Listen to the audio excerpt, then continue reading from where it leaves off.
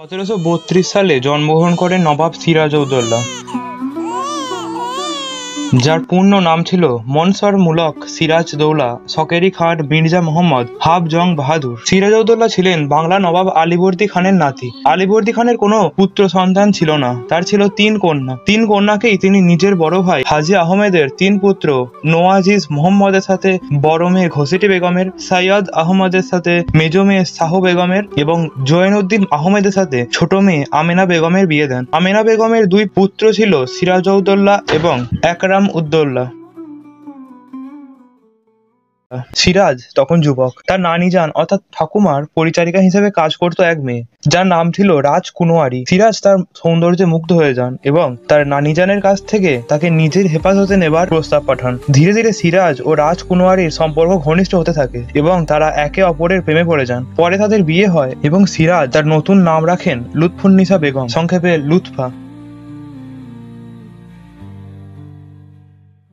1756 সালের 9 এপ্রিল নবাব আলীবর্দী খানের মৃত্যু ঘটে। চারিদিকে শুরু হয় প্রচন্ড অরাজকতা এবং ষড়যন্ত্র। ইংরেজরা নবাবের অনুমতি না নিয়েই কলকাতায় দুর্গ সংস্কার করা শুরু করেন। পরের দিন 10 এপ্রিল আলীবর্দী খানের ইচ্ছা অনুযায়ী সিংহাসনে আরোহণ করেন সিরাজ। তখন থেকেই কলকাতায় ইংরেজদের প্রতাপ ধীরে ধীরে বাড়তে থাকে। তিনি কাশিম বাজারের কুঠিয়াল ওয়াটসনকে কলকাতার দুর্গ প্রাচীর ভেঙে ফেলতে নির্দেশ দেন, কিন্তু তারা এই আদেশ অমান্য করে। সিরাজউদ্দৌলা তখন বুঝতে পারলেন যে আগে ঘরের সমস্যা মেটাতে হবে, অর্থাৎ ইংরেজদের যে সাহস দিচ্ছে তার মাসি ঘসেটি বেগমকে আগে মতিঝিল থেকে মুর্শিদাবাদে নিয়ে আসার ব্যবস্থা করতে হবে, যাতে তাকে চোখে চোখে রাখা যায়। ঘসেটি বেগমের বিবাহ হয় নওয়াজিজ মোহাম্মদ শাহমাদ জং এর সাথে। নিঃসন্তান হওয়ায় তারা সিরাজউদ্দৌলার ছোট ভাই পালক পুত্র হিসেবে গ্রহণ করে, কিন্তু একরাম উদ্দৌলা অল্প বয়সে গুটি বসন্তে মারা যায়। এরপরে তার স্বামীও দুঃখ কষ্টে মারা যায়। এই কারণে যখন আলীবর্দী খান সিরাজকে নবাব নিযুক্ত করে, তখন হিংসায় ঘসেটি সিরাজের কিভাবে ক্ষতি করা যায় তার পথ খুঁজতে থাকে এবং হাত মেলায় ইংরেজ এবং মির্জাফরদের সাথে।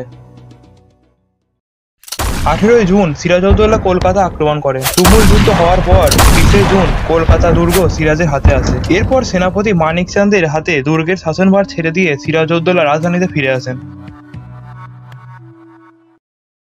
সেই সময় পূর্ণিয়ার নবাব শওকত জং সিরাজউদ্দৌলার বিরুদ্ধে যুদ্ধযাত্রার আয়োজন করেন। সেই ফাঁকে ইংরেজরা এই খবর পেয়ে কর্নেল রবার্ট ক্লাইভকে প্রধান সেনাপতি করে কলকাতা পুনরুদ্ধারের জন্য পাঠায়।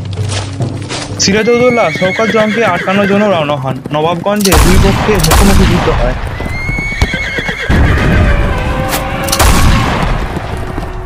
যুদ্ধে শওকত মারা যান। সিরাজউদ্দৌলা আবারও রাজধানীতে ফিরে আসে। অন্যদিকে ক্লাইভ আর ওয়াটসন প্রায় বিনা যুদ্ধেই কলকাতা দুর্গ জয় করে নেন। সিরাজউদ্দৌলা তার মন্ত্রীদের কুচক্রের বিষয়ে জানতে পারেন এবং এই জন্য ইংরেজদের সাথে একটা সম্পর্ক স্থাপনের চেষ্টা করেন। ইংরেজদের সকল দাবিতে রাজি হয়ে ইংরেজদের সাথে আলীনগরের সন্ধি স্বাক্ষর করেন।